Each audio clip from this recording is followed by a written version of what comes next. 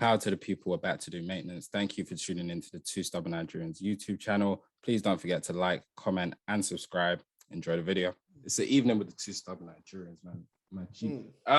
An Evening with Silk Sonic, the album by Bruno Mars and Anderson .Paak, also known as Silk Sonic, came out November 12th, 2021.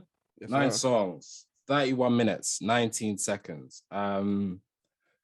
As Ketz alluded to in the beginning, probably one of the more anticipated albums of the year when we found out that these two, who had been on tour together previously many years ago, were coming together to create this project. They were invoking a lot of 70s nostalgia in their music. Became very clear from the first time, at least for me, as someone who, like I said, played the drums, hearing the drum pans and drum skins they were using on Leave the Door Open.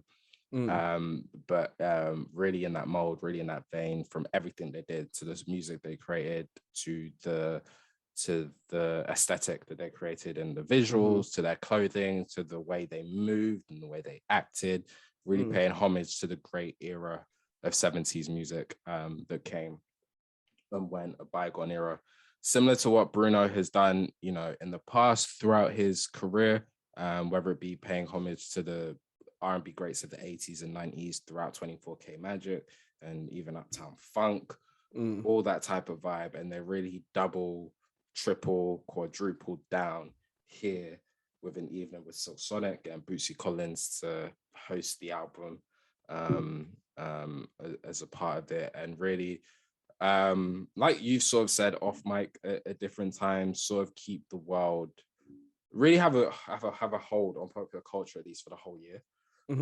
When Leave the Door Open came out, and a lot of people, you and I, both saying it's one of the best songs we've ever heard. People don't know, but we play it damn near before every single podcast recording session, because you know, if niggas ain't careful, we'll leave the door open on a nigga. You know what I'm saying? Like, the door is open. The door's open. I want you to come get it back in blood. That's what I'm saying. The door's been open for Joe Budden to come get it back in blood, because I got his podcast out of here. For time. Now I'm on Joe Rogan's ass. I've really prayed for the day where humanity frees itself from the shackles of Joe Rogan. But I'll never understand that one. But hey, do you, I guess. Hey man, do you? But yeah, An Evening with Silk Sonic. You were highly anticipating it. We spoke about it on track 49, Hopeful. Because we were hopeful. Yes, we were hopeful for this day, where they would take that music and use it, and that music would take us away. Man, we might have to get back in the studio after this one, my G. For real. Because I'm in rare form. I'm in rarefied air. Rarefied air, man. This is Air Jordan in his prime that we're watching today. Let's get another episode out today. Yeah, let's do another one today. Because hey, I ain't never been in this type of form in my life. Like, let's finally give them the fucking Baby Keem review. Like,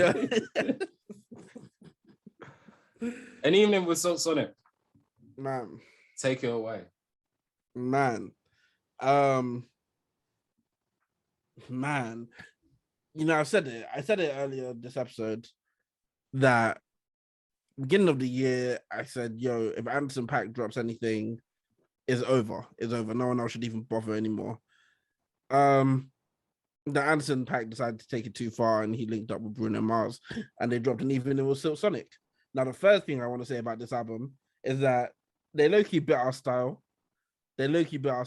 Which makes me absolutely ecstatic, because I think the way we build our super albums is the best. It's the best way to make any type of album, you know. Let there be a running story throughout the whole album, and that's exactly what they did with this Evening with Silk Sonic.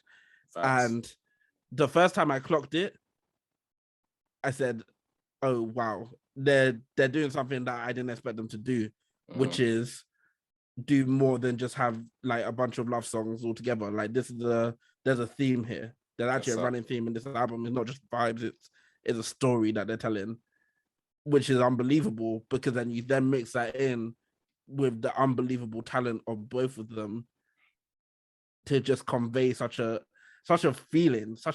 And I don't, like, when I heard that Bootsy Collins was hosting it, and I saw, like, on the album cover, I believe it says special guest Bootsy Collins. Yep.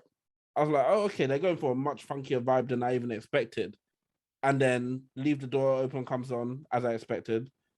And then that is quickly followed by Fly Is Me, which the way it starts off, I was like, oh my God. The first time I heard it, made me want to, I screamed.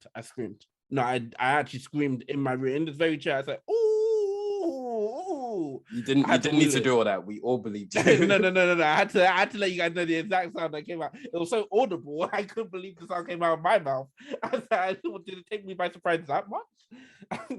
But that's the feeling that it came back almost every single song on this album, because I don't know how they did it. Like the way they captured funk, R&B, and soul all on one album, whilst having a consistent running theme. I can't lie, this album, it surpassed my expectations, my personal expectations. This album's phenomenal. Spelled with an F. That's cool back.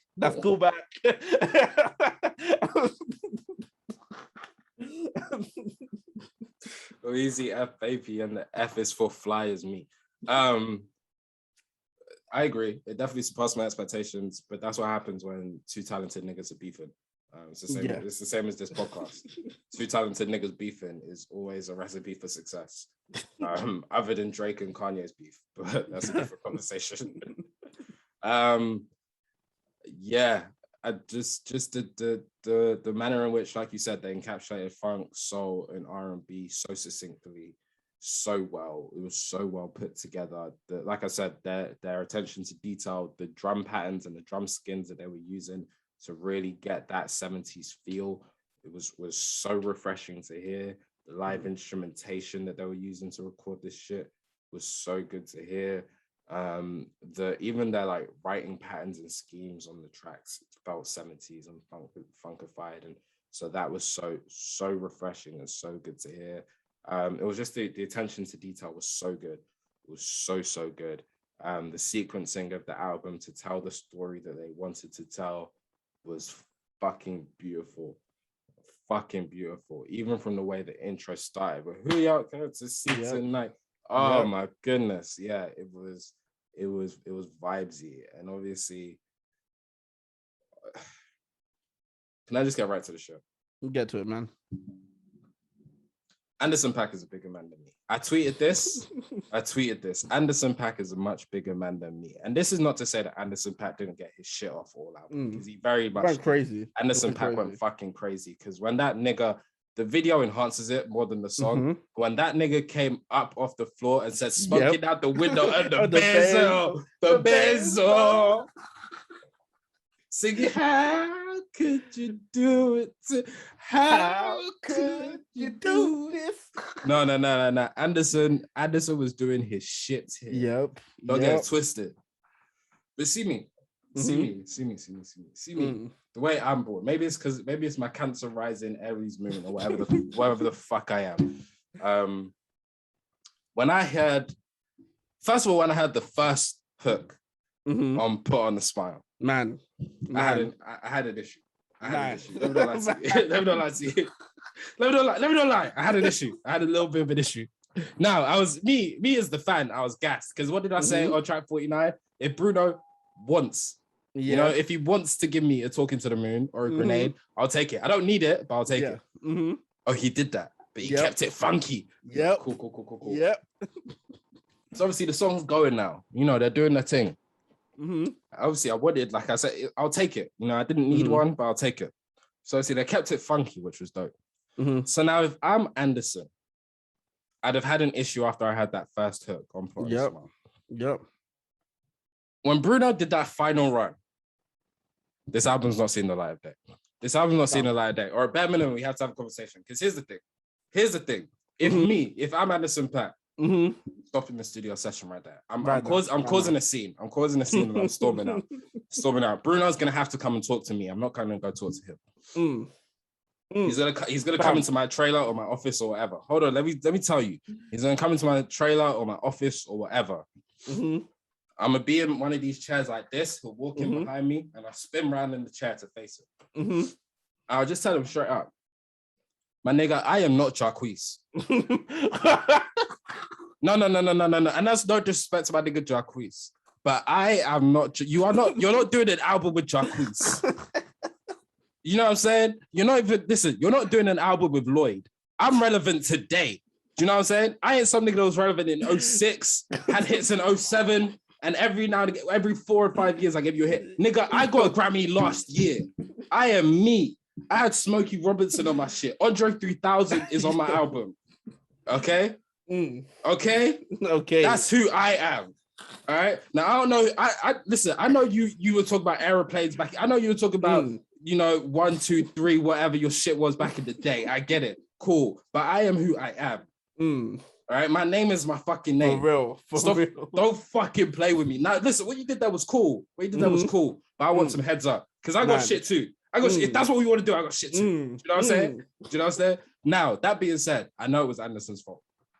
That whole thing was Anderson's fault. I know that Anderson pissed off Bruno Mars the morning that they were recording Put on a Smile. I know it for a fact. You can hear it. That's the thing. And that's the thing. When you hear this, when you listen to this album now and you know that they don't like each other, you see it. Because that's why on Smoking Out the Window, where Bruno's like, got her badass kids running through my house, he's talking about the Free Nationals. That's the Free Nationals. Your girl, fuck us right now. Tell me I'm lying. That's the Free National move. Free Nationals were all up in Bruno's crib, running amok. That's how he had to write that song. That's why Anderson had to smoke out the window, because they were smoking too much weed, but Bruno wouldn't let them smoke in the house no more. That's why he made the song. Don't kill me. Nah, to be fair, because I was joking around, like when I first heard "Don't leave the door open," I was joking around every time I agreed and said, "Yeah, no, those guys, they sound like there's some animosity between them." No, there's some animosity between them. This was like, I don't know. Maybe there was money on the table or something. Like there has to be, because listen, what Bruno Mars did on Put on a Smile, it was racist. Let's be honest. It was racist. Thank you. It was racist. That nigga said, trying to put on a smile. Put on a smile. That final, bro, for the last 1 minute and 30 seconds of that song, we don't hear Anderson .Paak other than in the ensemble with the rest of the backup. Fam. For the longest, I thought that it was only Bruno Mars on that song. That's Bruno said. Listen. That's literally the. That's what I'm saying. Like Anderson must have done. I already know. Anderson must have come in joking, like in the morning, like saying some shit like, "Oh, lightweight is better than grenade." You know what I'm saying? Shit like that, like shit that isn't true, and he knows isn't true, but he was just saying it as if he believed it, and it just pissed off Bruno. Like, Anderson, stop playing. No, but you know my song "Lightweight" is better than "Grenade." Like, I could write "Grenade." You can't write. "Put Me Through." Do you know what I'm saying? And Bruno was just looking at him like, this nigga. See, this nigga. That's why I don't fuck with you. You just be playing too much. You know what I'm saying? And then they get there. Anderson was doing his thing because Anderson was talking. Bam, you know what I'm saying? Fam, he had a verse. He had a verse. And then Bruno said, "Okay, hold my fucking bit. Try to put on a smile. I'm smiling like a fool when the only thing we're smiling for favorite." Fam, that nigga repeated it 5 times. You know the only thing we're smiling for is you. But he did that whole shit. No. Whoa. This nigga said, trying to put on a smile. I said, whoa. I said, yo, I'm in church. I'm in church. Oh my goodness, here we go. I said, here we go. Oh my God. Yo, do you know how crazy it is for, because you know what, yeah? When he first started, I was like, yo, this song sounds beautiful. Do you know what it is for me to switch from this song sounds beautiful to me to go to thinking about one specific girl? Yeah. Because all of a sudden, man, you are right. The only thing worth smiling for was her. It was her the whole time. And I'm here smiling like a fool. I'm smiling over 2K over the punk off on my phone like a fool. And the only thing worth smiling for was you. Oh my God. And here's where I'm at with it. Okay. Now listen, you and I have very different podcasting styles. Okay. You do more hyperbole than I do. More exaggeration. Yeah. Okay? You'll hear Brockhampton, New Light, New Runner, and say it's the best album of the year. Straight out the gate. It was. Yeah, straight out the gate. And you'll say it's not changing, it's not moving. And then we'll change the move, but we don't worry about it. We don't need to worry about that. But that's you. I tend not to do that. I try and come in here more measured. So when I say what I'm about to say, you know I've thought about it, okay? And I mean my shit. Yep. This ain't hyperbole. This ain't overreaction. Bruno Mars is the best artist of this generation. I've said it. I've said it. I'm going to regret that I said it in 2 hours. Man. I might edit out the podcast. Man. but I just said it. And it's here. It's here to stay until next week when I tell you about Adele. But Bruno, for this week, is Bruno. That nigga said, after last night, I'm like, oh my god, they got Thundercat on that bitch. I said, no. Oh my god. And they had Thundercat there, and it was the Thundercat sound. It was like they pulled it from his album. It was beautiful, man. Thundercat, we might have to add Thundercat to the list alongside James Fauntleroy, saxophones, choirs, and horns. Yeah, big facts. Because you know that was the nigga on the drums. He was the nigga on the drums. Get that nigga on the Mortal Man and Kunta. Yeah. Oh my god. Thundercat is different. He is different. But let me go back to your point. No, don't go back to my point. No, because you might have a point. You actually might have a point. Because I'm on record saying that Anderson .Paak is my favorite artist. Yeah. He is by far my favorite artist today. Yeah. But if I'm really looking at it realistically on this album, and I don't know if you agree, but I assume you agree, if we are doing this on a point by point basis, Bruno Mars won. I think Bruno wins, yeah. So Bruno wins in a head-to-head. Like, this was 7-game series, head-to-head. Giannis versus KD, who's better? Yeah. And Bruno came out on top. Yeah. So Bruno the best. Bruno might be number one. Like, he's and like you. And he's coming for 2 classic albums as well. Obviously, like we're out here. I mean, I would personally say 3. I love all 3 of his previous albums, but 2 definitely. Like, we're obviously sat here recording. You can see me, like, Bruno. There's a joy I get, man, with Bruno's music. Like, whether it's you can count on me, like 1, 2, 3, and I'll be there. There's a dumb shit like that, or whether it's shit where he's really talking. That nigga said, I am talking to the moon. Man. Every single night. I know there's someone out there, someone far away. Man. He said, do you ever hear me calling? No, because you're not calling her. You're speaking to the moon. Like, that nigga said talking to the moon, grenade. Like, there's joy in his music. Whether it's Uptown Funk, whether it's That's What I Like, or whether it is Put on a Smile. Like, where he's just deep. Unintentionally deep. Do you know what I mean? Like, I'm trying to think about that. I'm trying to put on a smile, man, and I'm here smiling like a fool, but the only thing worth smiling for is you. That ain't Yebba Phases of the Moon. Yeah, it really isn't. That ain't London. Did you screw this bitch for real, man? But it's hits. It's something so powerful. In fact, I remember. Was it the same day? It was the same day. The same day the album dropped. I went to go watch Eternals, right? So I went to go and pick up my boy in the car. And that day, I said that on the story that day as well. The only thing that was playing in my house or in my car was going to be Silk Sonic. And it was Put on a Smile that was playing. And fam, that's how I knew that it was hitting different. Like, the fact that I'm with my guys, like masculine toxicity is supposed to be taking over right now. Because that's the environment that we try to cultivate. But right now, I'm here singing to the top of my lungs that the only thing we're smiling for is you. And I'm here damn near, like, should I cry? I feel like I should be crying right now. But I'm not going to. But I feel like I should be. Is someone crying onions in this bitch? Yo, I'm trying to put on a smile. Like, oh my God. And that's the thing. This is why this album, there's a lot of songs on this album that to me are musical perfection. Yeah. Because they know what, like, they put in the backup vocals, right time, right place. Yeah. The beat goes quieter, right time, right place. Yeah. Drums drop, right time, right place. Like, this album is so well put together. Again, I said it when we opened up this album. I'm going to repeat it now.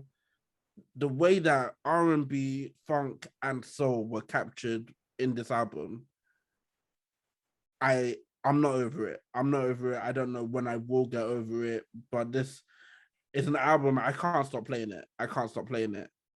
It was big. It was big, and I feel like again, like to have Leave the Door Open, Flies Me, After Last Night, give one vibe, and then Smoking Out the Window, Put on a Smile, 777 give a different vibe, and then you got songs like Skate and blast off like Let's blast off to a magical place. Beautiful.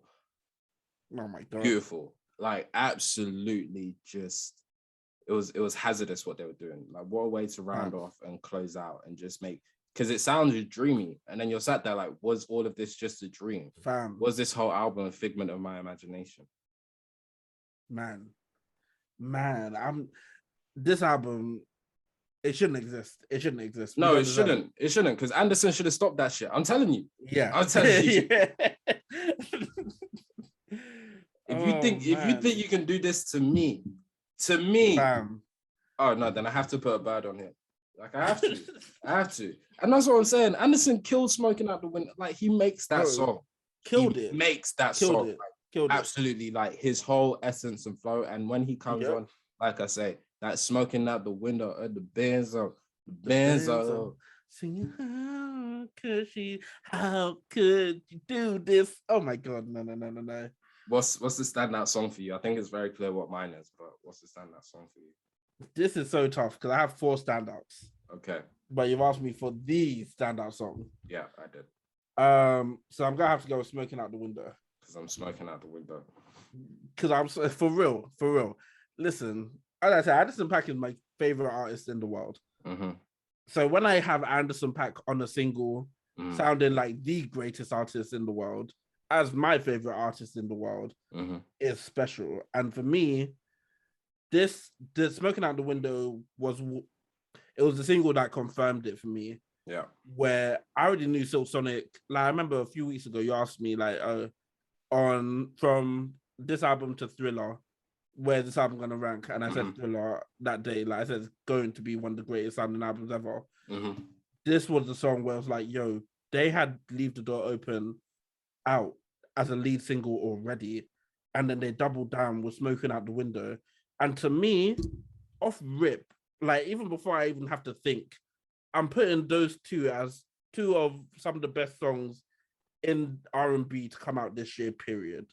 Like I can't think of better sounding songs than those two alone, let alone when we get to what those songs are actually saying to me as a person.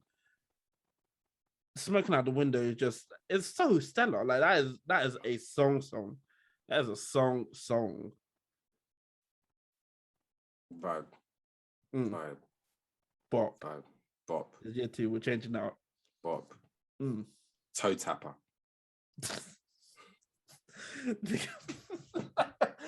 No, because this is exactly why Ben Simmons is refusing to play now. This is exactly why.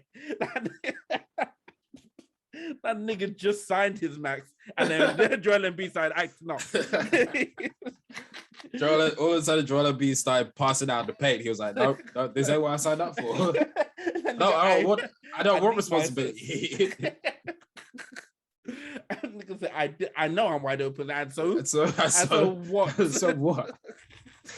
You can't force me to shoot the ball. Anderson and Bruno, we appreciate the magic, man. It was the sonics that you provided with Silky. That's really all I can say. That's really all I can say. And I should play after last night, because after this album, my goodness. But we got a blast off. So here is blast off.